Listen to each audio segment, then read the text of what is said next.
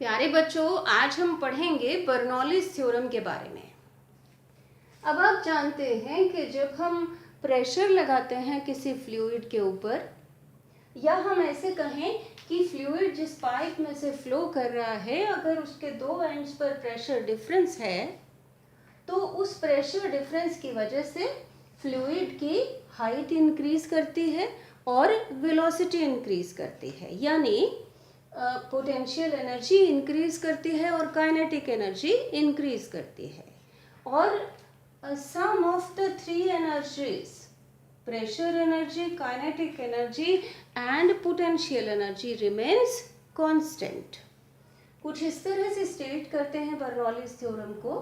For the streamline flow of non viscous and incompressible fluid, sum of pressure P, kinetic energy per unit volume half rho v square and potential energy per unit volume rho gh remains constant। Mathematically इस तरीके से लिखते हैं।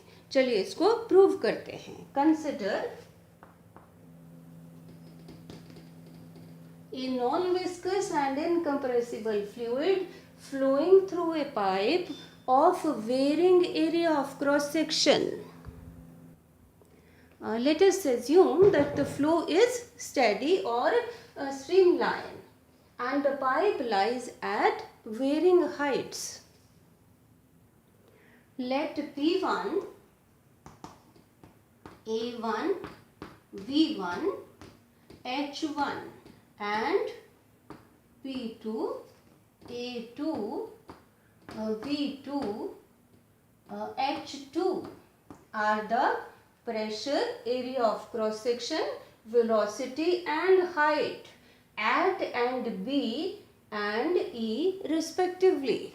that is, यहाँ पर pressure जो है वो एंड B पर कितना है, P1, और एंड E पर P2।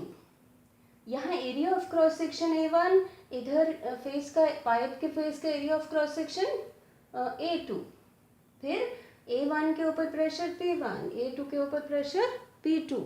यहाँ वेलोसिटी फ्लूइड की V1, इधर वेलोसिटी फ्लूइड की V2, इधर हाइट जो है वो पाइप की या फ्लूइड की H1 और इधर height H2। Consider the flow at two regions BC and DE।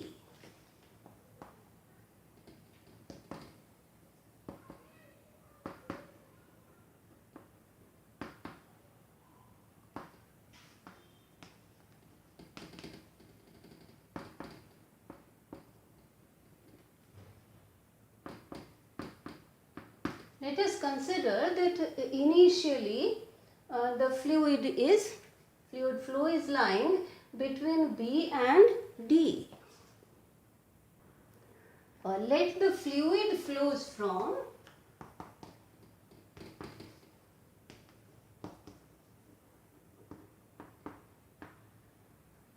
BD to CE in infinitesimal time delta t. Well, because this time delta t is very small, so during this between B and C, the area of cross section A1 can be considered to be constant, and between B and E also the area of cross section can be considered to be constant, that is A2, here A1. Because the fluid is incompressible, the volume of fluid between B and C must be equal to volume of fluid between D and E. चलिए find out करते हैं volume of fluid between B and C। Volume is equal to area of cross section into distance BC. Area of cross section here is A1, distance is BC. And in this, on this side, area of cross section A2, distance travelled by the fluid is DE. A1 into BC will be equal to velocity into time. Velocity is V1 time delta t equal to A2, इधर velocity V2 into time delta t. This is the volume of the fluid flowing in time delta t. This is equal to, let us say, delta V. Let us find out a mass of the fluid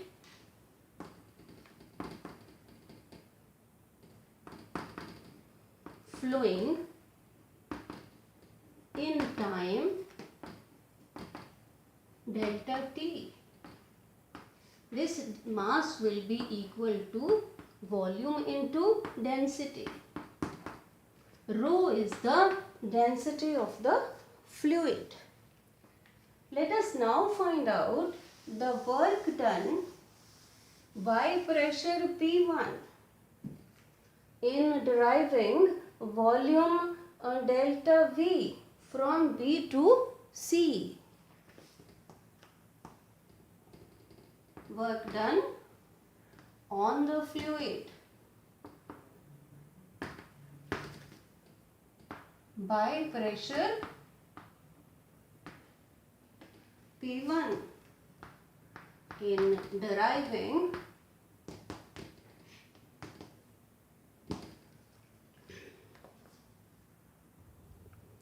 अब ये W1 किसके बराबर होगा?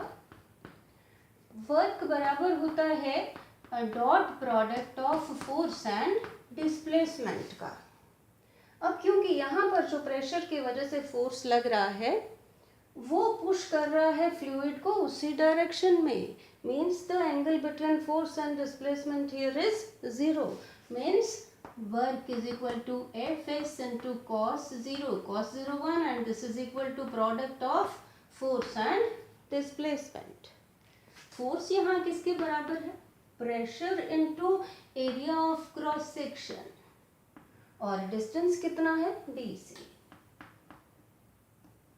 तो ये हमारे पास आ गया P1 into A1 into BC किसके बराबर होगा? Velocity into time. Velocity is V1 and time is delta t. तो ये किसके बराबर आ गया? P1 A1 V1 and into delta t. This is equal to delta V. Let us now calculate work done by the fluid against pressure P2. अब ये pressure P2 लग रहा है इस तरफ से, ये एटमॉस्फेरिक प्रेशर है. So fluid works against P2. अब ये work W2 equal to pressure P2 into area of cross section A2, velocity V2 into time delta t. ये किसके बराबर आ जाएगा? P2 इंटू ये बराबर है delta V. Let us now calculate net work done on the fluid.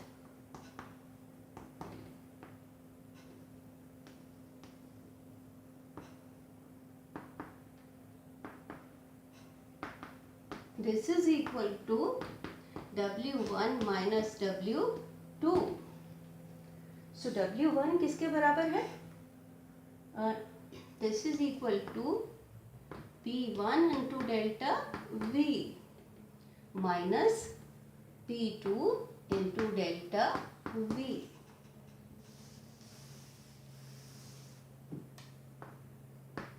P1 minus P2 here, minus P2 into delta V. Well, this work done is equal to increase in potential energy and increase in kinetic energy of the fluid. This is in accordance with law of conservation of energy or work energy theorem. चलिए calculate करते हैं increase in kinetic energy.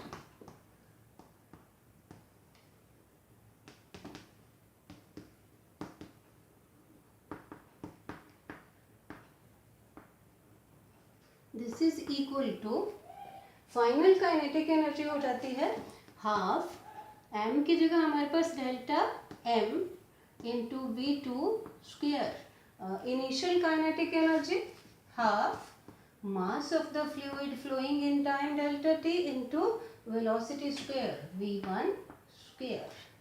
तो ये आ जाएगा 1/2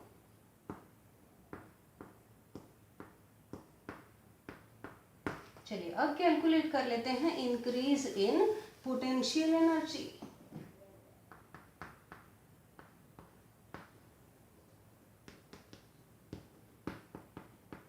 final potential energy m into g into H2 m delta m into g into H2 minus initial potential energy of the fluid of mass delta m into g into h1 which is equal to delta m into g भी बाहर ले लेते हैं into h2 minus h1। तो w किसके बराबर आ जाएगा? w is equal to increase in kinetic energy is 1/2 delta m v2 square minus v1 square plus increase in potential energy is delta m into g h2 minus h1। और w किसके बराबर आया था? p1 minus p2 into delta v equal to,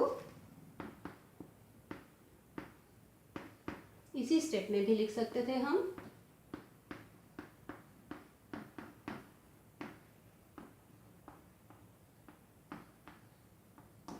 अब यहाँ delta m को हम लिख लेते हैं in terms of volume and density. आप एक स्टेप डिक्रीज कर सकते हैं। Volume is delta v into density rho plus mass is equal to volume into density rho into g h2 minus h1। अब डिवाइड कर देते हैं पूरे इक्वेशन को बाय डेल्टा v।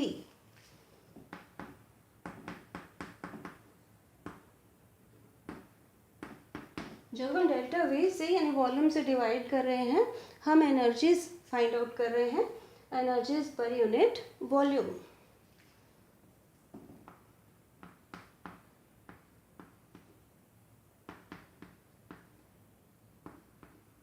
इसको साथ में ब्रैकेट को हटा लेते हैं v2 square minus half rho v1 square plus rho g h2 minus rho g h1।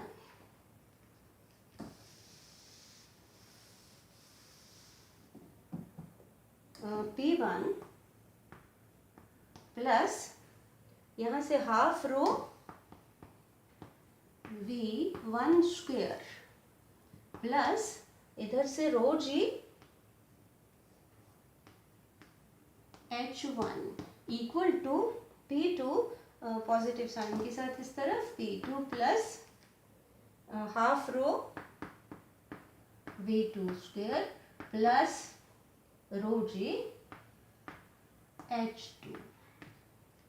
सो ये बर्नौलीज थ्योरम है, या इसको ऐसे लिख लें that is P plus half rho V square plus rho g H is equal to constant.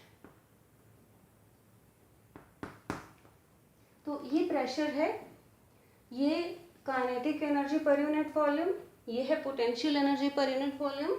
So the sum of these is constant। अब यहाँ पर प्रेशर एनर्जी को प्रूव कर सकते हैं प्रेशर के बराबर, pressure energy per unit volume को भी प्रूव कर सकते हैं प्रेशर के बराबर। तो उस केस में हम लिख लेंगे for streamline flow of non viscous and incompressible fluid the sum of pressure energy per unit volume, kinetic energy per unit volume and potential energy per unit volume remains constant। ये statement है NCERT book के हिसाब से। चलिए आगे देखें एक और स्टेटमेंट। हम रो से डिवाइड कर लेते हैं थ्रू आउट, p ओवर रो प्लस यहाँ आ जाएगा 1/2 v स्क्वेयर, यहाँ पे रो से डिवाइड हुआ gh equal to constant divided by rho, this is another constant.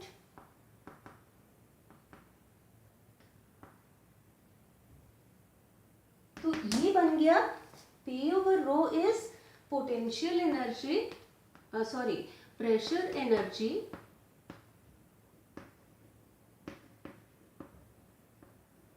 पर यूनिट मास, और हाफ v स्क्वायर क्या है, kinetic energy per unit mass, और gh क्या है, potential energy per unit mass. तो हम ऐसे भी स्टेट कर सकते हैं कि for the streamline flow of non viscous and incompressible fluid, sum of pressure energy per unit mass, kinetic energy per unit mass and potential energy per unit mass remains constant. एक और चीज हम यहाँ से लिख सकते हैं, लाइक हम क्या करें कि इसको g से डिवाइड कर लेते हैं। जब हम इसको g से डिवाइड करेंगे तो ये आएगा p over g into rho plus half v square over g plus gh over g कितना आ गया h equal to sum constant. अब यहाँ पर तीन क्वांटिटीज हैं, इन तीनों क्वांटिटीज की जो डायमेंशंस हैं वो सेम है, डायमेंशंस ऑफ लेंथ। अगर आप इनकी कैलकुलेट करें तो इसकी तो डायमेंशंस ऑफ लेंथ ही है, h है, तो इनकी भी डायमेंशंस जो है वो दोनों की लेंथ की डायमेंशंस हैं। इसको कहते हैं p over g into row is called pressure head.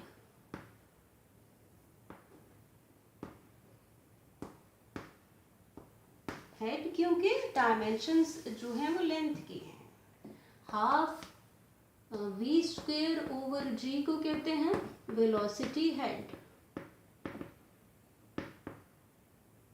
और h को कहते हैं ग्रेविटेशनल हेड या पोटेंशियल हेड। h को कहते हैं ग्रेविटेशनल हेड।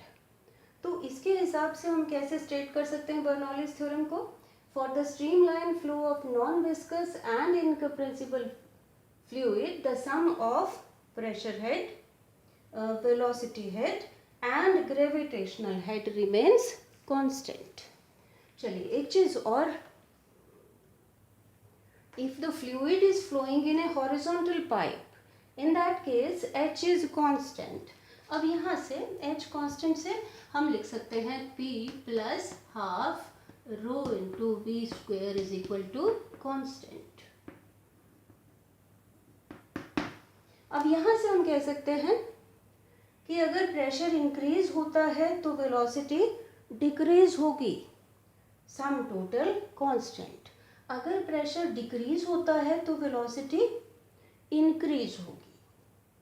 तो चलिए एक एक्टिविटी देखते हैं। ये कॉर्क है, मैं इसको पाइप को हॉरिजॉन्टल रखा है, बॉटल को ब्लो करूंगी, ये अंदर नहीं जा रहा है ब्लो करने से। ये पाइप बहुत, ये कॉर्क जो है वो बहुत लाइट है, वैसे ही अंदर चला जाता है, लेकिन ब्लो करने से अंदर नहीं जा रहा है। क्यों? क्योंकि जब हमने यहाँ पर ब्लो किया तो यहाँ वेलोसिटी बढ़ गई एयर की। वेलोसिटी बढ़ने से यहाँ पर लो प्रेशर क्रिएट हो गया, वेलोसिटी बढ़ने से प्रेशर कम हो गया, और प्रेशर कम होने से जो अंदर का प्रेशर है बॉटल के, वो इस कॉर्क को बाहर की तरफ पुश करता है। तो इस तरीके से ये बर्नौलीज थ्योरम, इसकी एप्लीकेशंस आप पढ़िएगा। एप्लीकेशंस में मोस्टली ये इक्वेशन यूज होते हैं कि जब प्रेशर इंक्रीज होता है तो वेलोसिटी डिक्रीज होती है, और जब प्रेशर डिक्रीज होता है तो वेलोसिटी इंक्रीज होती है। तो बच्चों इसको बहुत अच्छी तरह से समझ लें। Thank you.